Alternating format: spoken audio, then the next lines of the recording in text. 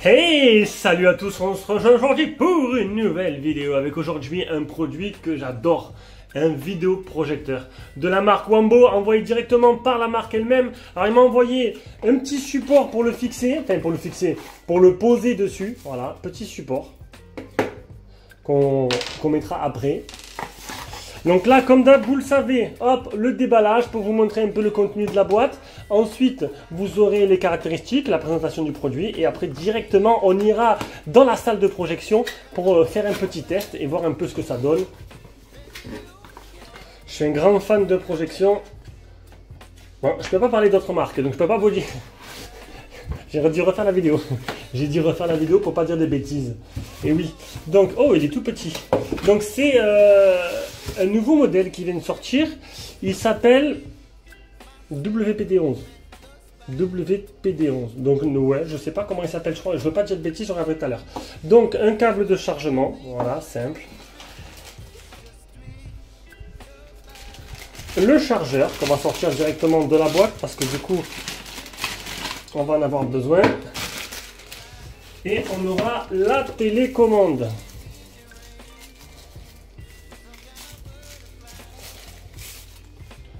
Belle petite télécommande. Télécommande et bien sûr le projecteur. Donc ça, c'est le petit déballage. On va maintenant s'intéresser un peu de plus près au projecteur et les caractéristiques. Allez, voilà, donc vite fait, allez, on s'intéresse au projecteur. Alors, un petit projecteur Nobel assez compact. Alors, c'est le Wambo Dali 1. Donc, c'est un projecteur qui est à 120 $, un peu plus de 100 €. Donc, ici, on aura la lentille. Au-dessus, le port bouton physique pour l'allumer. Un port HDMI, un port USB, un port jack et ainsi qu'un port pour le brancher tout simplement. Ici le pas de vis et les 4 pieds en caoutchouc et le pas de vis pour y mettre sur le support histoire de pouvoir l'incliner. Donc il est plutôt simple. On va voir un peu les caractéristiques principales. Donc on se retrouve directement sur le site de Wambo. Donc je vous l'ai dit 120 $. Et au niveau des caractéristiques principales, j'aime bien les photos promotionnelles. Donc il est donné à 2,5 watts pour le haut-parleur. Il fait 900 grammes. Il a des Bluetooth, indépendant Bluetooth speaker, donc tu peux l'utiliser en mode haut-parleur, en mode enceinte, tout simplement. Il a un contraste de 1500 pour 1 et il a 350 NC, ce qui est plutôt pas mal. 350 NC, on parle bien d'NC là, hein. Donc NC Lumens, ce qui est bien, c'est plutôt pas mal. Hein. Ça sera de la projection, par contre, seulement home cinéma et 100 jours. Voilà, ce sera vraiment dans la nuit, dans la nuit complète. AI graphique, nanana, hop là, ça on quitte. Autofocus, alors l'autofocus, l'auto-keystone connection, donc auto screen fit, obstacle, oh pas mal. Donc l'évitement d'obstacles, les trapèzes, les 4 coins et l'autofocus automatique, ça c'est plutôt bien. Le petit support qui te permet de l'ajuster à 15 degrés, ça c'est pas mal aussi. Pas mal d'applications. Alors il est donné pour dual band Wi-Fi 6, le Wi-Fi 6 c'est bien. Et aussi j'ai vu qu'il y avait le Android 9 dessus. Alors un petit OS intégré qui sera peut-être pas l'OS officiel, hein. On l'a connu sur pas mal d'autres projecteurs, qui fait que tu pourras utiliser quelques applications, certaines ne seront pas compatibles, à moins qu'il y ait les bonnes versions intégrées dedans. Ça vous l'avez vu dans dans les dernières vidéos que j'ai pu faire. Donc ça c'est bien. Donc il y a pas mal d'options d'ajustement d'image automatique. Franchement pour le prix. Et Wambo c'est vraiment le champion du rapport prix. Tous leurs projecteurs qui sortent, c'est des projecteurs qui sont plutôt pas mal. Donc après ils te disent qu'il y a Netflix, YouTube, HBO, Prime Video, Hulu, Disney. Oh, ça c'est plutôt pas mal, ça peut être intéressant. On verra le recul après, un écran de 100 pouces maximum. Et les spécifications. Donc c'est du 720p. 720p seulement, donc il accepte le Full HD et on aura du 720p en sortie, 1 Go de RAM, 8 Go de mémoire interne, il y en a bien Android 9 et 30 décibels, moins de 30 décibels à émettre. On va mesurer le son, le bruit qu'il fait tout à l'heure, dual band 4G et Wi-Fi 5 en 5 GHz. Donc c'est plutôt pas mal, franchement pour le tarif ça a l'air intéressant, on va directement aller l'essayer. Donc voilà le projecteur et son support, on va maintenant le lancer et voir un peu ce que ça donne la première config et voir ce que vaut Android 9, le son, l'image, le retard en mode jeu, enfin si en mode jeu déjà, et voir comment ça se passe, comment il réagit en général. Allez, voilà, donc le démarrage a été fait, j'ai rentré mon Wi-Fi, je l'ai mis en français, donc il est 100% en français. On va maintenant découvrir un peu l'interface, on va s'intéresser déjà au bruit. Alors là, il n'y a pas de film qui tourne, il est entre 9 et 15 décibels, ce qui est vraiment très peu. On entend très peu le son, ça c'est plutôt intéressant. Toutes les fonctions de mise au point automatique marchent du tonnerre, je suis assez impressionné. Alors pour vous montrer un peu, je vais le mettre un peu comme ça, je vais le, hop, voilà, là il va me le refaire. Donc j'attends, en fait je veux dérégler l'image pour après vous la mettre nickel, pour vous montrer ce que ça fait. Voilà, donc là il fait tous les processus, il va la régler, hop là, nickel, et là je pose. Donc l'image est de travers, il fait tous les processus, il fait l'autofocus, il fait les trapèzes, et l'image, hop, hop, hop, hop, tac, et c'est fini. Voilà, elle est parfaite.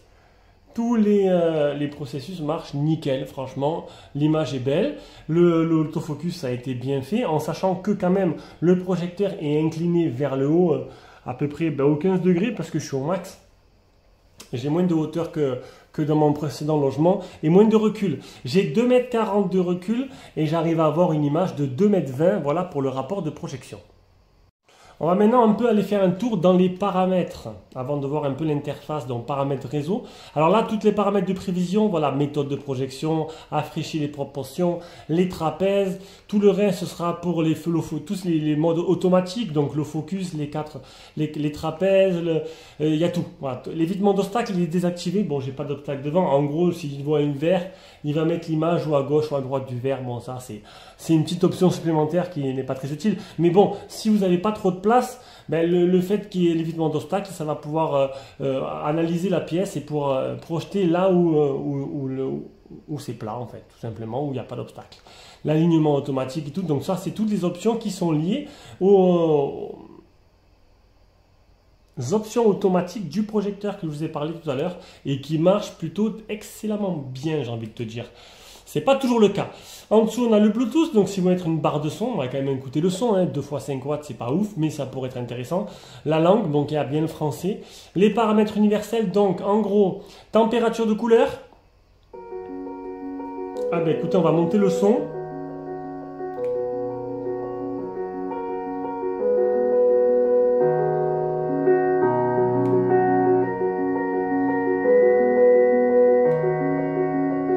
Alors, peut-être pas le mettre à pleine puissance, on va désactiver la luminosité. Là, je fais pas, là c'était vraiment, voilà, pour vous montrer un peu le son. Donc, vous avez plusieurs températures de couleur, cool, chaud, standard ou utilisateur. C'est vous qui choisissez. Le son est plutôt pas mal, donc poussé à 100%, évitez. Voilà, ça va un peu partir dans les aigus, mais sinon le son est plutôt bon et franchement pour 2 x 5 watts, on peut se passer, je pense, on écoutera tout à l'heure, on verra tout à l'heure dans un film, on peut se passer, je pense, tout simplement, d'une solution externe. Le mode d'image, maintenant on y reprend, voilà, c'est la même chose. Température de couleur ou mode d'image, standard, clairement, d'où utilisateur. Voilà, ça c'est pour les modes d'image. Alors il y a marqué photo, je sais pas, la voix, donc pour le son. On a mode sonore standard, message, musique, film. Alors moi je vais mettre film, sport et utilisateur. Paramètres de la source, gestion des applications, le temps.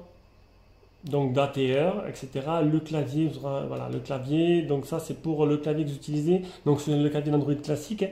Les lumières d'écran, les ports d'entrée, la mise à jour réseau système. Est-ce qu'il y a une mise à jour en Nota? Nouvelle version, là, hop, il n'y a pas de besoin de nouvelle mise à jour locale et mise à jour, remise d'usine plutôt. J'ai du mal à prononcer ces mots-là. Donc on vient maintenant à l'OS et c'est comme d'autres projecteurs, d'autres marques que j'ai pu tester. Donc c'est pas un Android TV officiel. Ils ont réussi à mettre l'APK dessus. Il y a bien le Play Store avec le Google Play Store. Toutes les applications qui seront dans le Google Play Store normalement fonctionnent nickel. Voilà, normalement.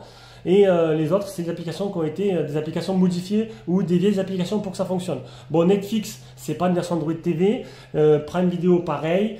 Disney, si la version qu'il y a dessus, c'est la version qui marche.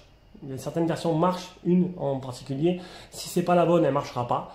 Donc, il y a Aptoide TV qui est là. Bon, ça s'appelle pas Aptoide TV, mais bon, voilà, c'est ça, c'est Aptoide TV. Il a un autre nom dans ce projecteur. Voilà, pour ceux qui ont vu les dernières vidéos des autres projecteurs que j'ai testés, c'est la même chose. Ça veut dire que tout ne marchera pas, tous vos abonnements favoris ne marcheront pas, ou il vous faudra peut-être bidouiller un peu, et sinon le plus simple, c'est d'y ajouter une source externe. Voilà, une console, une clé HDMI officielle, avec un Android officiel, avec des applications officielles. Sinon, il faudra faire avec les applications qu'il y a dedans, et avec ceux qui marchent et ceux qui ne marchent pas. On achète en connaissance de cause. Encore une fois, c'est un petit bonus qui a intégré dans ces projecteurs-là qui sont pas très chers. Le fait d'avoir Android TV, c'est plutôt bien, mais il faut prendre en compte que tout ne marchera pas, et ça, on ne peut pas tout faire non plus. Donc j'ai refait un test sonomètre parce que je me suis rendu compte qu'il commençait à faire un peu plus de bruit. Et là on est en dessous des 30 décibels, entre 20 et 30 décibels, donc c'est un peu ce qui était annoncé. J'ai branché à l'Xbox, donc je le rappelle, c'est du 720p qui est affiché, donc compatible Full HD, mais il downgrade en 720p. On va maintenant lancer tout simplement un film, voilà, on va aller sur Netflix. On va lancer un film, on va jouer un peu à Harry Potter, voir un peu le retard tactile, on va écouter le son, on va regarder la qualité d'image. Alors j'aurais préféré peut-être un Full HD, voilà, peut-être. Mais bon, on va se contenter du 720p, ce sera un peu moins net, même si je trouve que l'image, elle est vraiment plus que correcte. Hein. Allez, on va lancer un film, donc Grey Steel, un film que j'apprécie pas mal sur Netflix. On va écouter le son et regarder un peu la qualité d'image. Vous voulez 5 $? Sérieusement? Non, ce que je veux, c'est 5 $ immédiatement. Allez, les filles, on se tire. Ok, c'était pour rire. 3 $. C'est ça, t'as raison. Et pour 2,50 $. C'est trop nul. Encore une de ces petites villes comment ils aiment. Alors là, je suis à fond.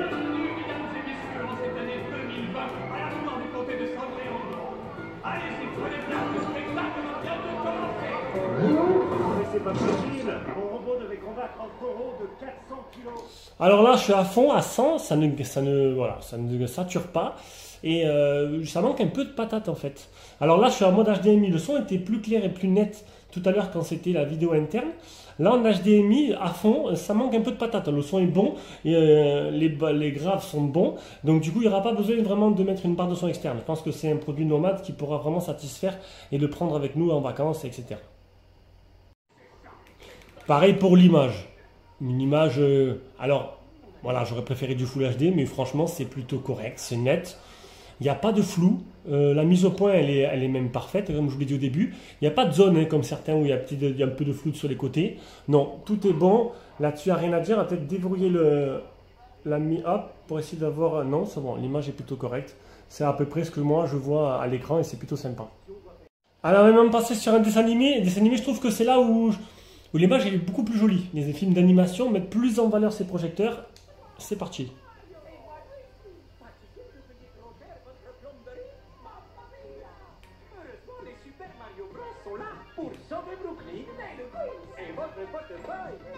Super Mario Bros. La seule chose que vous n'avez pas vidangé, c'est mon compte en banque.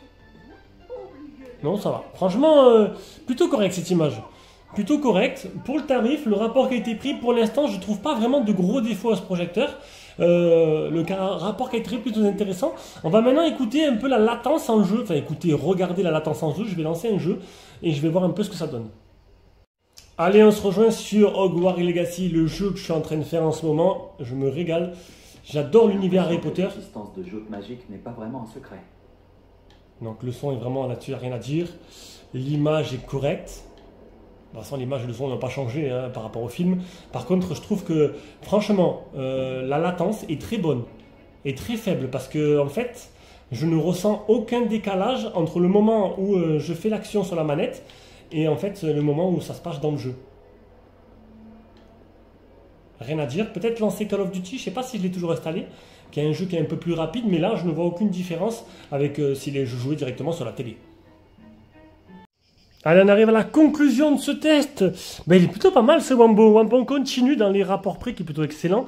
On ne sait plus quel modèle choisir. Donc c'est un modèle franchement 120 $. Donc en conversion, vous voyez un peu à peu près un peu moins de 100 €, 220 €.